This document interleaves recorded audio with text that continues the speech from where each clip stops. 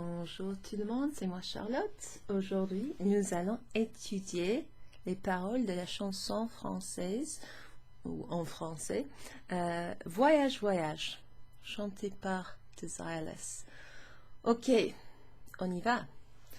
Alors, vous connaissez cette chanson? Moi, j'adore. Je me rappelle la première fois que je l'ai entendue. J'habitais en France, j'étudiais là-bas et j'ai adoré le son, la musique, les paroles, le tout et l'atmosphère qu'elle a créé la chanson. J'ai adoré.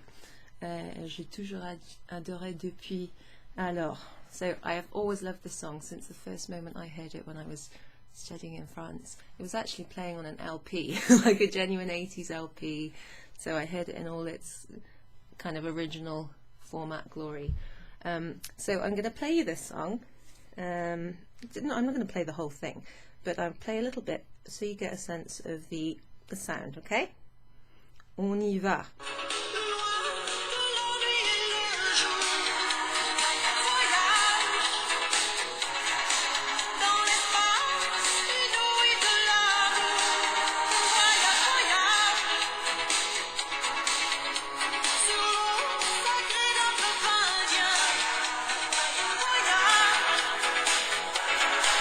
C'est la chanteuse.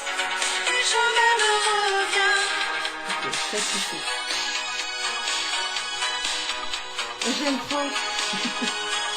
Ok, ça suffit, j'arrête. Okay, so that's the song. Here's a picture of the singer. Very androgynous. So, comment elle s'appelle? I had her name up here. Claudie, it's a cool name. Frisch Montreux. So I'm guessing she has some German like French links in her history there, because Frisch Montreux sounds like a mélange, a mix of cultures there, well, languages. So that's what that song sounds like. I love it. I really do. I'm very, very. I can't think of how to say it in English.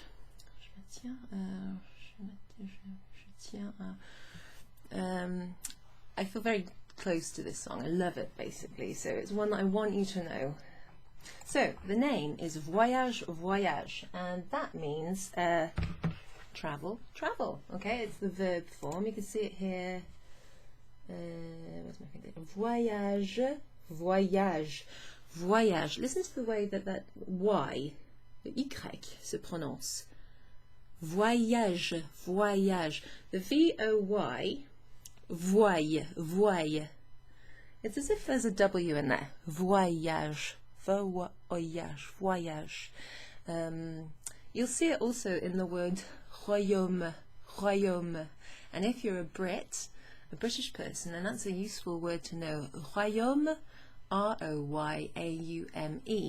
That means kingdom. And we'll actually see that word in this song. So when you see a consonant, an O and a Y, it's got this Y sound, okay? Royaume, voyager, okay?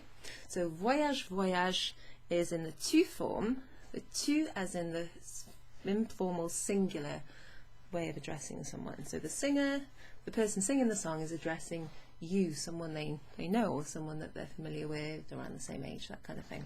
So none of these verbs are in the vous form, as is common with lots of pop songs. They're in the tu form. But what might be slightly different here is it's full of imperatives. So French imperatives in the tu form sound basically the same as the present indicative. So for example, voyage, that means travel. Regarde, oh regarde, look, or look at, or watch. Regarde, from the verb regarder. In the negative, however, they're slightly different. Ne t'arrête pas, ne t'arrête pas. Ne and pas, wrap around. It's actually a reflexive verb. S'arrêter in the tu form would be tu t'arrêtes. Tu t'arrêtes, you stop yourself. In the negative, we take away the tu. Ne t'arrête pas. I'll show you how that looks when we've got the written form. Anyway, we've got the negatives in there. What else have we got? We do have maybe one or two other verbs, but I think most of it's in the to form and the imperative, telling someone to do something or don't do something. But they sound mostly the same. And where you have er verbs like voyager, voler, which is to fly or to steal, it can mean two things. Regarder, those are the three main ones in this song. In the present indicative of the to form, they would normally have an s at the end, but in the imperative we take that s away. It sounds the same as it happens, but it looks a bit more like it might be the il, elle, on, third person singular present tense, but it's actually the imperative. Bizarre, no? Okay, on y va, let's go. So, au-dessus des vieux volcans.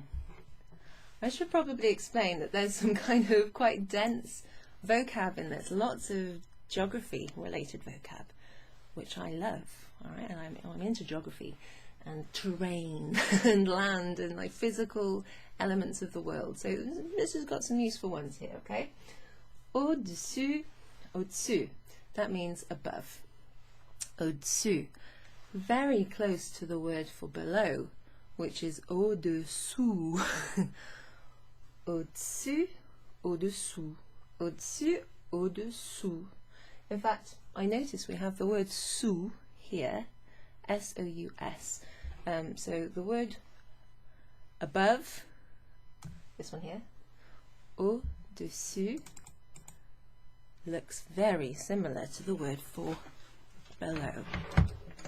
And I've struggled with this for ages, but you kind of get used to hearing the difference.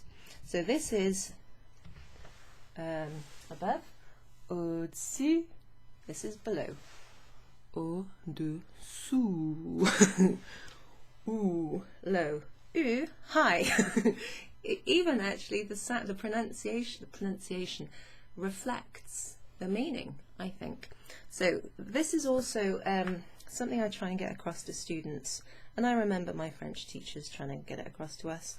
We were like, yeah, there's no difference, but there is actually. The sound when you use the word to, yeah, tu versus vous, ooh. An O and a U in French makes an ooh sound. Try doing that. Essayez. Ooh. Vous, sous. You can do it low if you like. And then this one here is tu. It's not tout, it's tu. Actually, there's two words which you might mispronounce, right? So let's show you. Tu. Sorry, I've got loads of pens on my table. Right, so these are all 4 words in French. So, but look at the pronunciation. So, tu, look at my mouth, tu, tout,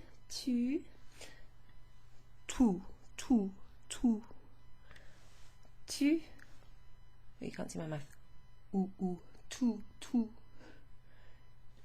tu. I could do this forever. Vous, vu, tu, vu, tout, vous. Anyway, this means you in the to form, like the in singular informal. This is the plural form, or it could be the formal way of addressing one or more people. So tu and vous, had to think about it then. And that means tu means sorry, I've confused myself. Did you hear that then? I pronounced it wrongly, incorrectly. I pronounced that tu, but that's not right at all. Tu. Vu. Like, you might know that one. This means all or every, but really it means all or everything or every. Tout le monde, everyone. Vu, you might recognize that from déjà vu. This is the past participle that means saw, like I saw someone, or it could mean seen. This means all, or it could mean every. There's also the word chaque, which means every. But anyway, so what's the point there? Au-dessus, the U, which is a similar with a U sound, U, U, U. That means above. Au-dessous, that means below. Okay? U sound and U sound. If you're not sure about this, it doesn't really matter, but I want you to listen out for this in the song if you listen to the actual original. Above, old volcanoes, des vieux volcans.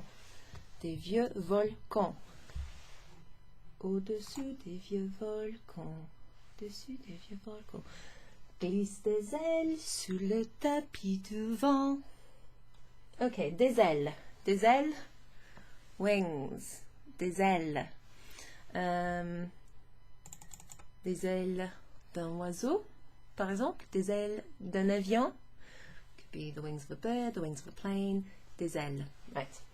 Now here's a verb that actually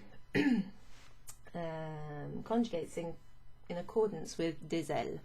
Glisser. Glisser means to slide, or it could mean to slip.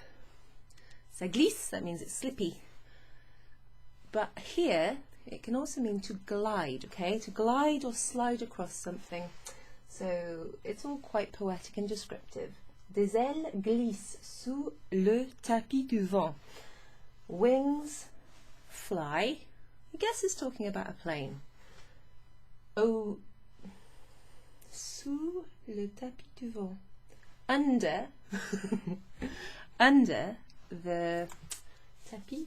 Tapis is a rug or a mat or something that you put on the floor that lies flat. Tapis du vent is describing the wind, like a sheet of wind, I guess. So, above old volcanoes, wings glide or slide under the wind. But it's describing the wind as like a sheet or something flat that lies flat, okay? Rug of wind, I don't think sounds great in English. If you can, it's poetic. So if you can think of a way of describing that sounds nice in English, then that's great. That's what translation's all about, okay? I would say maybe a sheet of wind. Voyage, voyage, éternellement. Travel, travel.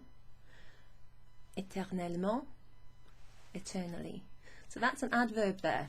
Adverbs describe how something happens. Normally they describe a verb, the way a verb takes place. So, je parle lentement. I am speaking slowly. La chanson est lente. The song is slow. Mais je parle lentement. So an adjective would describe something like the song: slow, loud, boring, interesting, wonderful, enigmatic, whatever you want to call it. But an adverb describes the way the verb. It's an adjective describing the verb. Adverb, it makes sense actually thinking about it. Adjective, verb together, describing a verb. In French, they tend to end with ment. Éternellement, lentement, rapidement, heureusement, happily, malheureusement, unhappily, unfortunately. Okay, so in English, adverbs tend to, but don't always, end with ly. Fortunately, happily, slowly, quickly, etc. Okay? On continue? Yeah, shall I go ahead? Okay. De nuages en marécage, de vent d'Espagne, Espagne, empli d'équateur. So, from clouds, les nuages, il y a des nuages. There are clouds. It's cloudy. You might know that from like weather vocab. To en marécage. So, from the clouds to the swamps. Marécage, marécage, swamps, boggy lands, marshy places. De vent d'Espagne, from the wind of Spain. We've seen that word le vent, ici et ici. The sheet of wind. From the wind of Spain, Spanish wind, if you like, the wind that you can feel in Spain, or above Spain. En pluie d'équateur. to the... La pluie is the rain, or weather vocab here, le vent, le nuage, la pluie, to the rain of the equator. The equator's rain. Warm rain, presumably, because the equator's hot, so we're talking about kind of weather, atmospheric stuff here, but there's also a sense of flying and movement, so, and travel, okay? This whole song's about travel. Voyage, voyage, vol dans les hauteurs. Ah, les hauteurs, hauteur. Okay, haut et bas. Opposites here, adjectives. Haut means like high, bas, low. So hauteur is heights, the heights. Now that reminds me of Let's Go Fly a Kite. Up to the highest height. Make it plural, the heights. Suddenly it sounds poetic. It's the same in French. Les hauteurs. You don't hear the liaison there. Les hauteurs. Les hauteurs. So travel, travel. Fly. Remember, voler can be to fly. Dans les hauteurs. Up in the heights. In the heights. Au-dessus, above des capitales. Over the capitals. Paris, Rome, Washington, Londres, etc. Madrid, is that the capital of Spain? I think so. Des idées fatales. Now that's a weird one, isn't it? Why are they talking about fatal or deadly ideas? Not quite sure. Des idées fatales. The thing to see or to say here is that idées fatales. This is repeated somewhere else in the song actually, so, and later in the song it makes a bit more sense because it's talking about areas that have been bombed. So I think there's a link there, but what I wanted to say is, remember that when you describe a noun in French, generally the adjective follows the noun, it comes after, whereas in English you would say fatal or deadly ideas. Fatal adjective, ideas plural noun. Fatal ideas. In French, c'est l'envers. It's the other way around. Des idées, so some ideas or ideas fatales. Regarde l'océan. Regarde l'océan. Look at the ocean. So we've got some vocab here that's useful. I think voyager, to travel. That's a nice ER verb. In the to form, you just use the to form of the verb, but you take off the S, which you don't hear anyway. You don't need to, if you tell someone to travel, or you tell someone to fly, or you tell someone to look, then you don't need to say to. You just say voyage, regarde, vol, okay? But then we've also got some weather and geography words. Volcan, le vent, nuage, la pluie. It doesn't say it here, but la pluie is a feminine noun. In fact, there's a song, well, there's a film, Singing in the Rain. In French, I think it's called Chanson sous la pluie. So if you like singing in the rain, you want to watch it in French or hear how that song sounds, go and have a listen. It's called Song Under the Rain. So if you're singing in the rain, in French they'd say you're singing under the rain, okay? And that's the word under, sous, and au-dessus, above. Okay, now let me think, is there anything else I want to mention there? Just check something. Yeah, I guess I could say that, yeah, sous could also mean beneath or underneath. So under, beneath, or underneath. 3 ways of basically showing you where something is located. Regarde l'océan. L'océan. Got one of those little accents over the E. That makes it an E. You also saw that over the first E in éternellement. Éternellement. Okay, then we move on to, I suppose, the chorus, le refrain. Voyage, voyage, plus loin que la nuit et le jour. Voyage, voyage. These little bits in parentheses are kind of echoed in the background, okay? Voyage, main singer. Voyage, dans l'espace inouï de l'amour. Kind of hard to understand that. I'll try my best to translate it. Voyage, voyage, voyage, sur l'eau sacrée d'un fleuve indien. Voyage, voyage, et jamais ne revient. Okay, so we've got lots of repetition of voyage here. It is the chorus, so that's not surprising. Travel, travel, plus loin que la nuit et le jour. Plus loin, plus loin. That means more, far. Okay? In other words, in English we'd say further. Further than, plus loin que, plus plus an adjective plus que is a comparison. More, far than, i.e. further than. La nuit, the night, or nighttime, et le jour. Now that there is an interesting comparison, isn't it? Because I suppose it's to do with travelling and moving away from the sunset or the sunrise, depending on which way you're going. So that makes me think of being in an airplane and flying away from or towards the sunset or the sunrise or something. Okay. Further away than the night and day. Voyage, travel, travel, travel dans l'espace. Ah, l'espace. Now, if we were talking about space outside of our planet, then we would talk about l'espace. Okay, just like in English, space, the final frontier, etc. But it can also be talking about space or the room, an area even. So this one here, I guess, is talking not about space outside of our planet, but just moving in or through space, okay? Dans l'espace inouï de l'amour. So, inouï. Now, what was the exact translation of that? It's something to...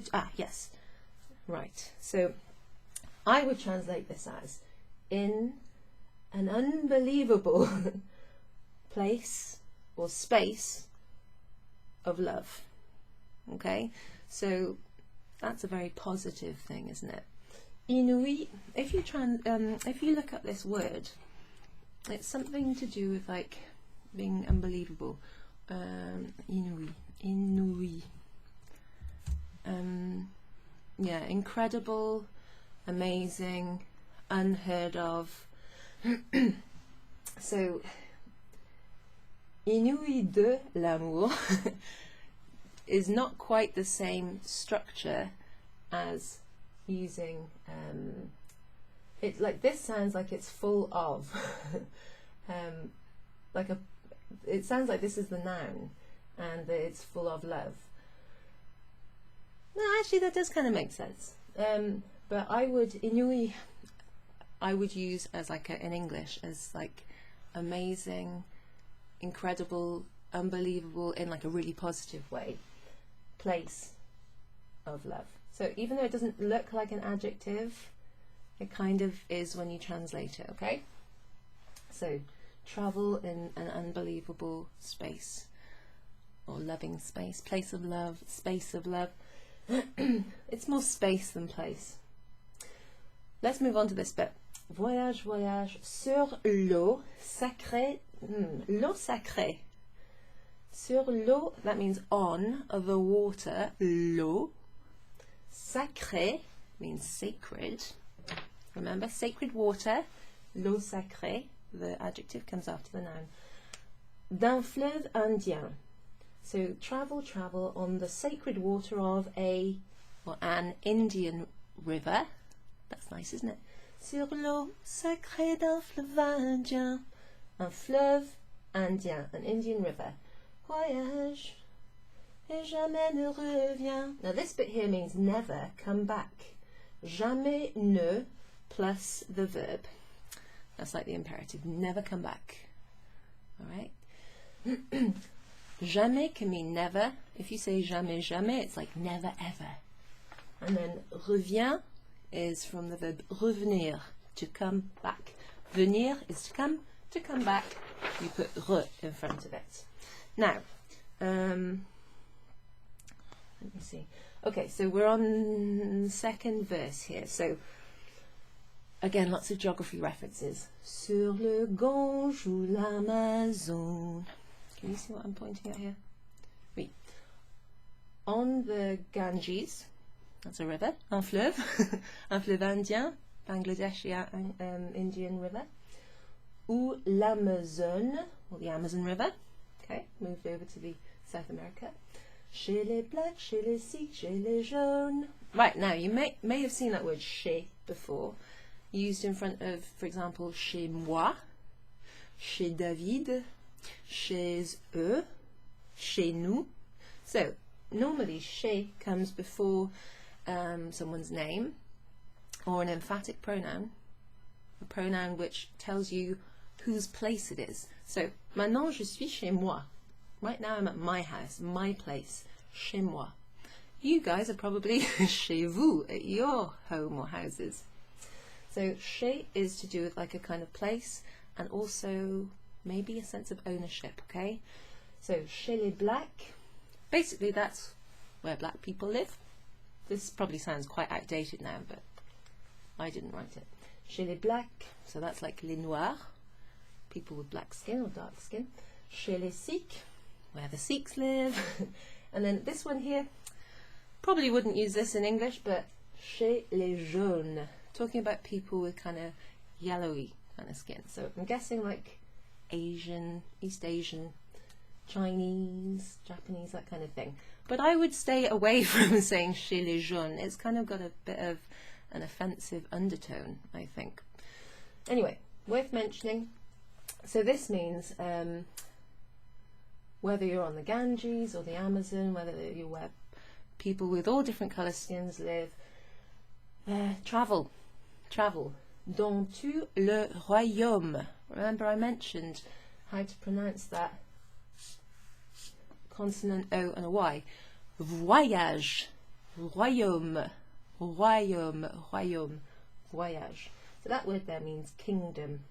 In all the kingdom. There's that word tout from when I was looking at this.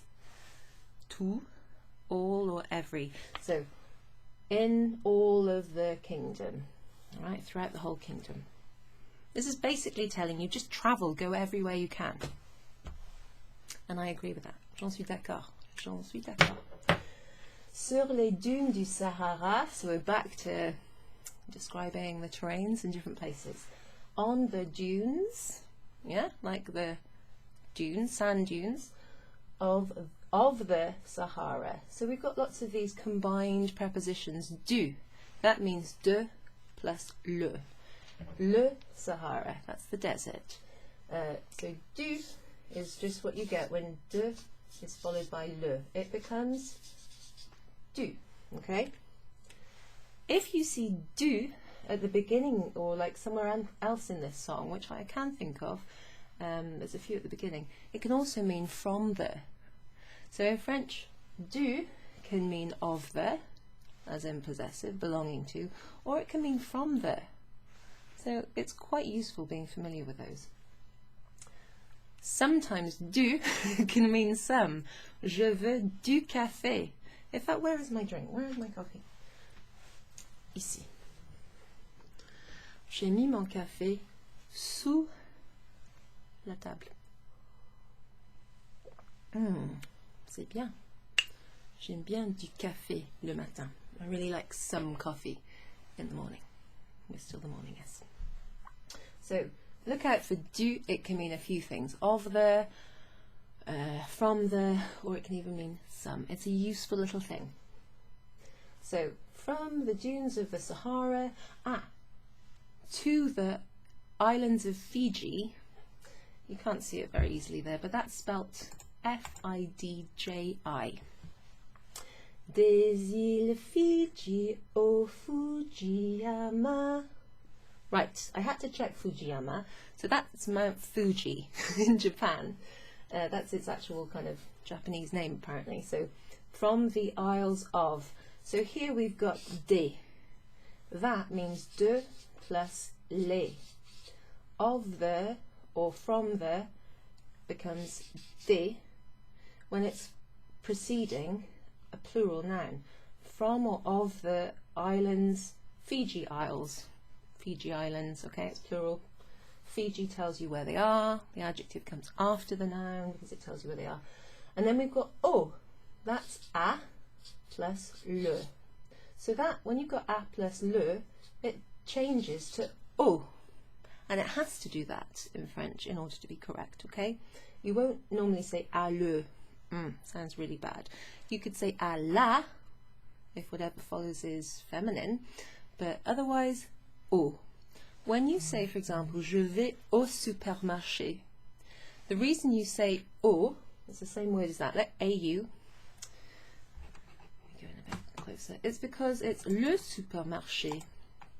Je vais à, I'm going to, and then le supermarché, so à and le come together and make au. Okay? It can mean to the, or it can mean at the. So from the Fiji Isles to the, basically, to Fujiyama. So from Fiji to Fujiyama. Voyage, voyage, ne t'arrête pas. There we've got that negative, imperative, reflexive. Don't stop yourself. So travel, travel, don't stop. Au-dessus, above, des barbelés. Yeah, this is weird, this bit, I think. Au-dessus des barbelés. Right, so barbelé, that is like barbed wire, things that are barbed. Okay, so if I've understood this correctly, and this bit here, des cœurs bombardés. So above the, basically like war-torn areas, I think that's how I'm interpreting it. So don't stop. Above or over, barbed wire, des cœurs bombardés. I think this can have two meanings. Cœur is like heart. So bombardé is literally bombed or bombarded, as in dropping bombs on things, which is pretty pertinent at the moment. But cœur could also be used to mean the centre, like the centre of something, like the centre of a town, or, you know, like a city. So I'm taking this to mean travel over war-torn areas, barbed wire and bombed cities. Okay, but it could also be referring to people's hearts that have been broken or shattered or damaged. Okay, so I think there's a double meaning there. Regarde l'océan. I think that's bringing, centering your attention back. Even as you fly over that stuff, look at the ocean. Okay, it's alive. It's amazing. C'est incroyable. Okay, that's how I interpret the song. Right, next it goes back to, I'm just checking, but it goes back to the chorus. So let's go back to the chorus. Voyage, voyage, travel, travel, plus loin que la nuit et le jour, further than the night and day. Voyage, voyage, travel. Dans l'espace inouï de l'amour. In, oh, how did we translate that? In the this incredible space of love. It's a really positive song.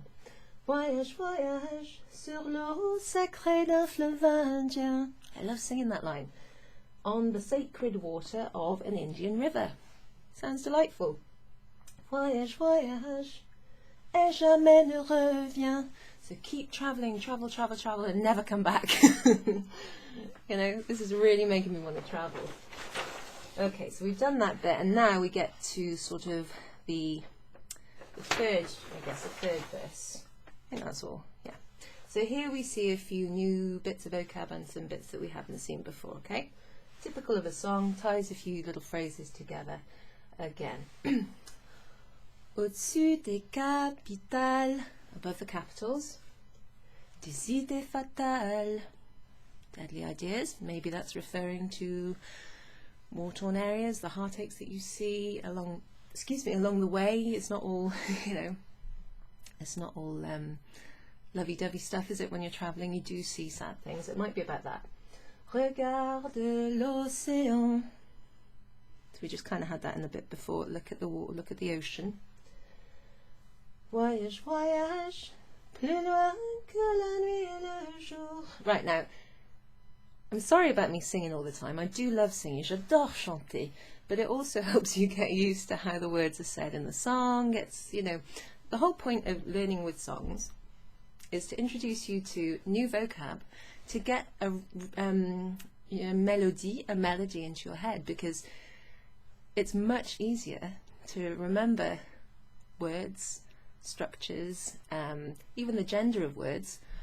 La nuit et le jour, if you can remember that from this song, that might help you form phrases like bonne nuit.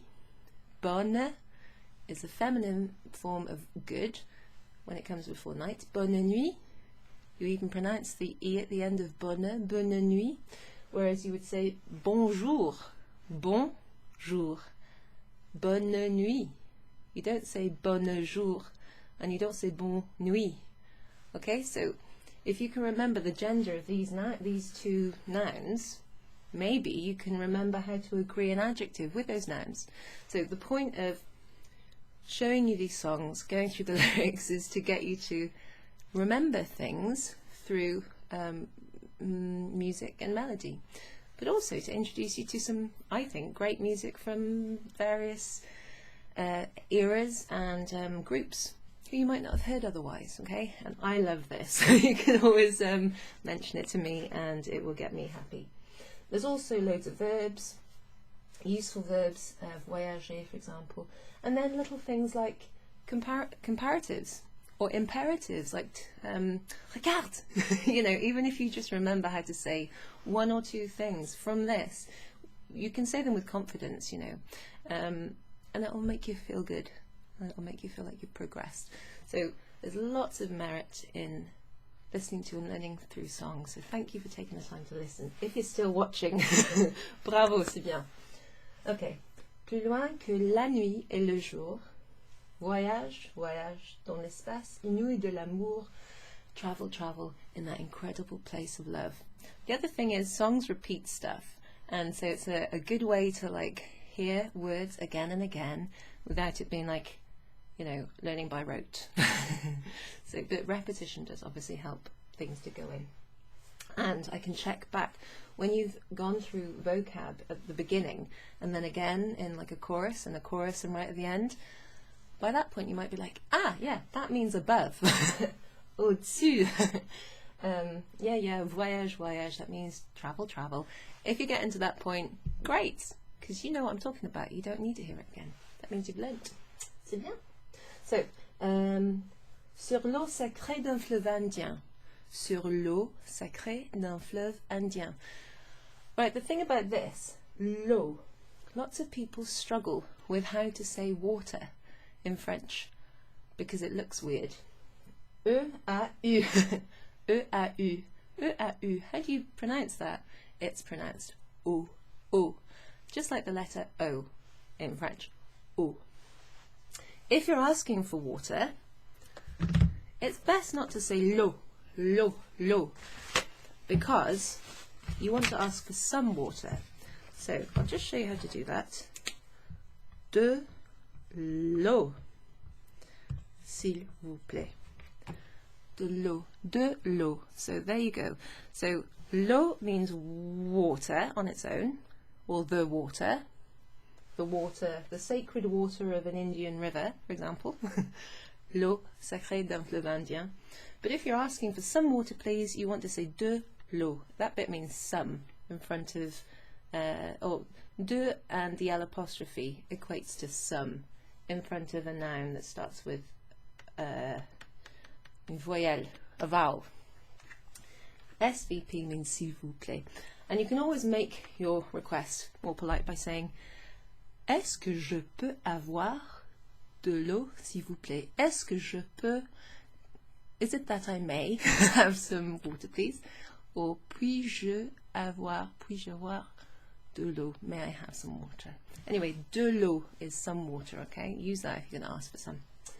Sur l'eau sacrée d'un fleuve indien, voyage, voyage, et jamais ne revient, never come back. So that there is the end of the song. So I'll just find a little bit here for you to listen to. If you're a member of my French club, you'll be getting a link to this video and a digital handout that looks a bit like this today, without my little scribbly notes. There's also some exercises. How do you say this? Comment dit-on en français? Then I've got a link to a website where you can hear some dialogues en français talking about the voyage, trips, travel.